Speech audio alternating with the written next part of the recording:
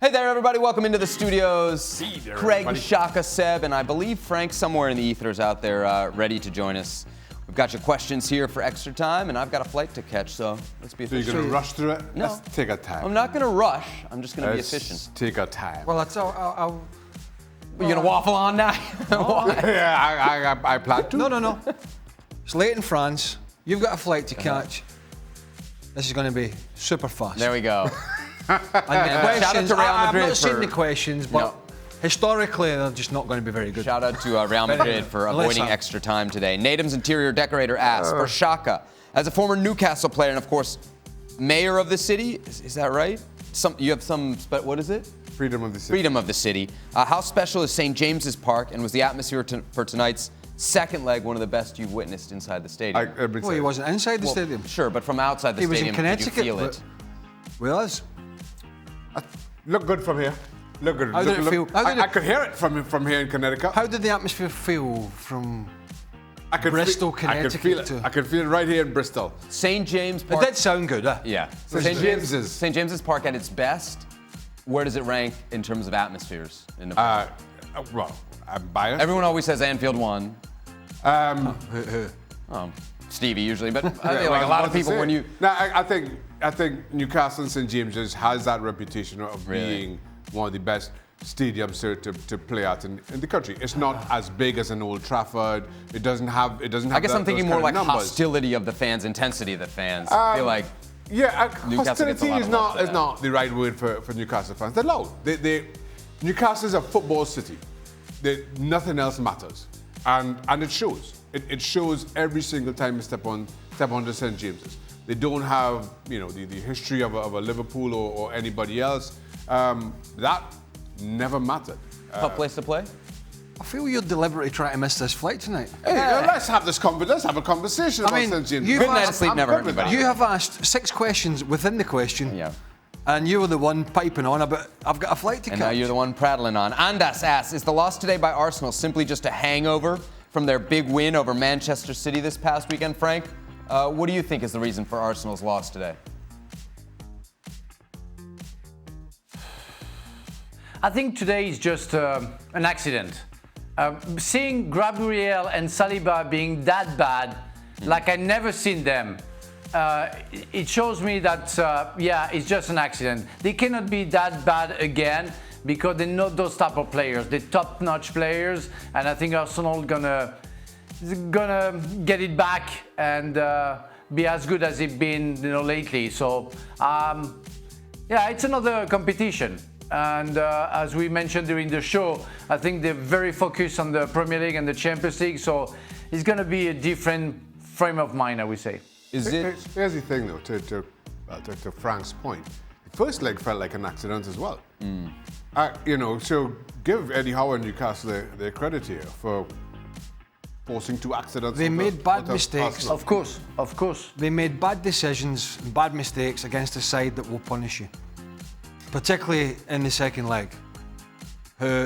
Newcastle were pressing and they were up for it and they were creative and they were pacey and they wanted to pounce on any sort of half-hearted pass or sloppy pass. Newcastle looked dangerous, Arsenal didn't really, right? Correct. I mean, there's just no danger for Arsenal. All right, guys, if you had to eliminate playing for one team from your career, which one team would it be and why? So I guess go through all your stops and eliminate one.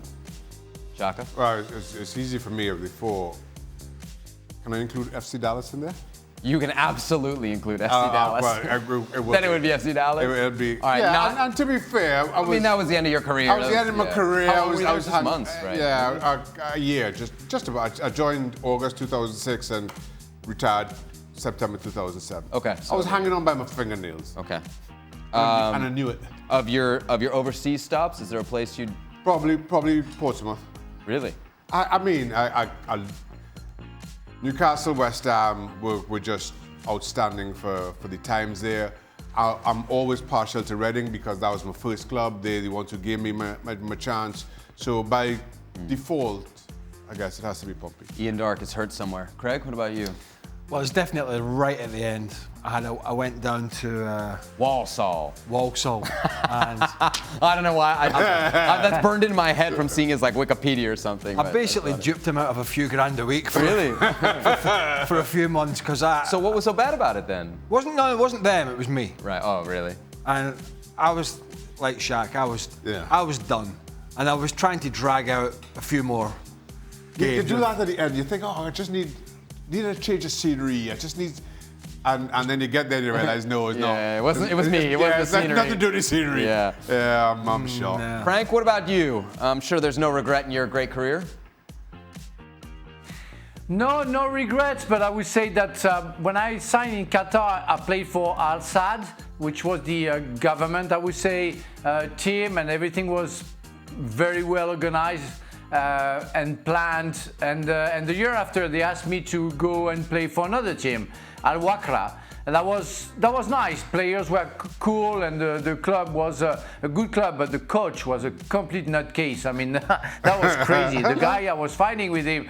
And he was telling me that I had to train more and to give more and to sleep at the hotel. I said, well, I'm at the end of my career. Leave me alone, you know. And we almost won the Emir Cup, which is kind of like the FA Cup or the Copa del Rey.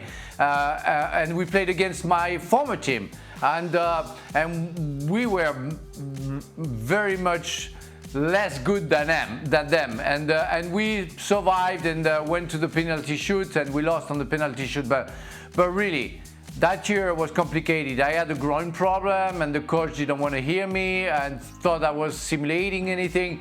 And I was going into fight when I was 37 years old, and I was fed up with that guy. So it's why I gave up my career after. This is the final call for passenger Salazar. Flying to final ticket bags off. Fasten your seatbelts. There you go. Fasten your seatbelts. Doors are now closing, gate 21. New player joins your squad and has a higher salary than you. Would that bother you if you felt you were a much better player? Did that ever happen in your career? That happens to everybody. You always feel that. But no, it doesn't. Or when you go back into negotiate, puts you in a stronger position. Do you, inside the dressing room, do you guys know everybody else's salary? No. Is that common knowledge? No? No, not back then. Does it, when it gets out, when like there's a report, does it cause problems? Or do people even pay there's attention never to any it? confirmation. So there's Right, always speculation. Even today, you know, they this player's making such and such. Nobody knows for sure. Nobody knows for sure. So there's always speculation. But then it's the nature of the game. Players come in, they get, you know, you buy a player for more money than they bought me for, and they put them on higher money, and that's just how it goes. But then if I go on and I have a better season than this new player, when I go back and negotiate, I'm like, oh, well, he's on this much. I want to be on this much. Can Leeds actually have It happened to me, by the way. Oh, really? Mr. Who was it, Salazar, Frank? Can I Yes, say who was something? it? Yeah, when I was at Chelsea in '98, Chelsea signed Marcel Desailly, my international teammate, and of course I knew Marcel, so I asked him how much he was earning, and he was like kind of 4 times more than I was earning. So I knocked at the door, at Mr. Bates' door, and said, well, do you expect me to be as good as Marcel Desailly, playing kind of the same position with a 4 times less salary? He said, how much you want? I said, well, at least the double. He said, okay, get out of here. And I got the double like that. That was great. Can Leeds have success? Can they stay up? Or will it be right back down? They're not up yet. Well, if they go up, will they Well, stay up? Yes. Yes? That's I my like quick a thought. one-word short answer. That's my quick thought. I mean, it's like everything else, isn't it? It's dependent on your current squad and recruitment. When you look at Southampton and how tough it's been for them, because they haven't done much. They tried to come up and play and pretty much keep the same squad that they had and play in the same manner. And I know they got a win at the weekend, I think it was. But it's difficult. But I think they can. They've got... I don't know if they've got the finances to do it, but yeah, they've been a yo-yo club up for quite a while. It's been difficult Nice for them. club, though. Good club, though. I like Leeds. Talking about good atmospheres and that, Ellen Road, you know, it's nice. Great. Last one comes from Dan's Fancy Dress Shorts. Shaka, how confident are you that Newcastle can finally win their first cup since 1955? Well, as we sit here, the expectation is Liverpool will be in the final. Liverpool are the best team in the country.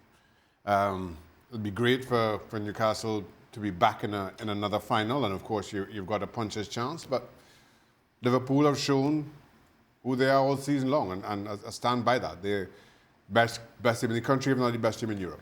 ESPN FC back on your screens. We'll be breaking down Liverpool Spurs second leg of the Carabao Cup semifinals.